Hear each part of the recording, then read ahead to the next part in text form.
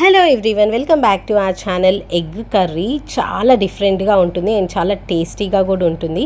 నార్మల్గా మనకి ఏం తినాలనిపించినప్పుడు డెఫినెట్గా ఇది ట్రై చేయండి, చాలా బాగుంటుంది.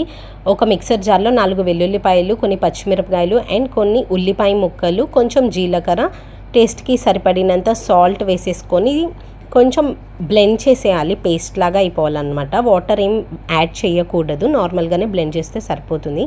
ఒక ప్యాన్లోకి కొంచెం ఆయిల్ వేసేసుకొని ఎగ్స్ని బ్రేక్ చేసేసుకొని, మనకి ఎన్ని ఎగ్స్ కావాలంటే అన్ని ఎగ్స్ని బ్రేక్ చేసేసుకొని కొంచెం సాల్ట్ అండ్ అలాగే కొంచెం చిల్లీ పౌడర్ని చల్లేసుకొని కొంచెం ఫ్రై చేసుకోవాలి. మనం ఎక్కువ కారం వేయాల్సిన అవసరం లేదు, ఎందుకంటే మనం పచ్చిమిర్చి పేస్ట్ చేసుకున్నాం కదా, సో ఆ కారం ఉంటుంది కాబట్టి జస్ట్ లైట్గా స్ప్రింకిల్ చేయండి, సరిపోతుంది.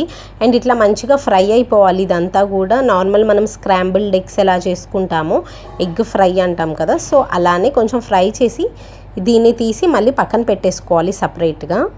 చూడండి, ఇక్కడ మనకి మంచిగా కరెక్ట్గా కుక్ అయిపోయిందనమాట ఎగ్. దీన్ని తీసి ఒక ప్లేట్లోకి తీసి పక్కన పెట్టేసుకుంటున్నాము.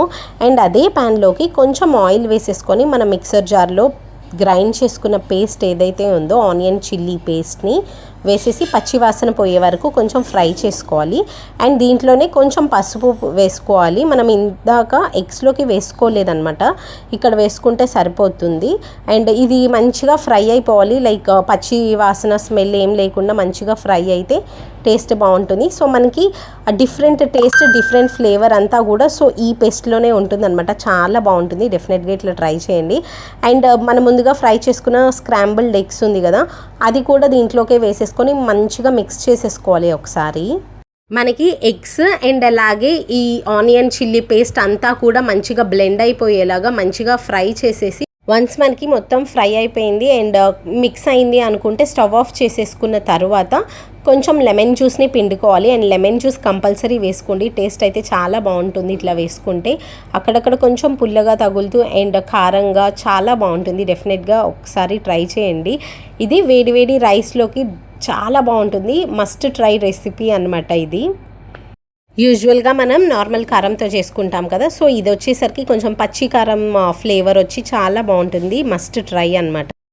ఏమి తినాలనిపించినప్పుడు అయితే ఇది పర్ఫెక్ట్ రెసిపీ అనమాట. జస్ట్ 2 to 3 minutesలో చేసుకునే ఈజీ సింపుల్ రెసిపీ.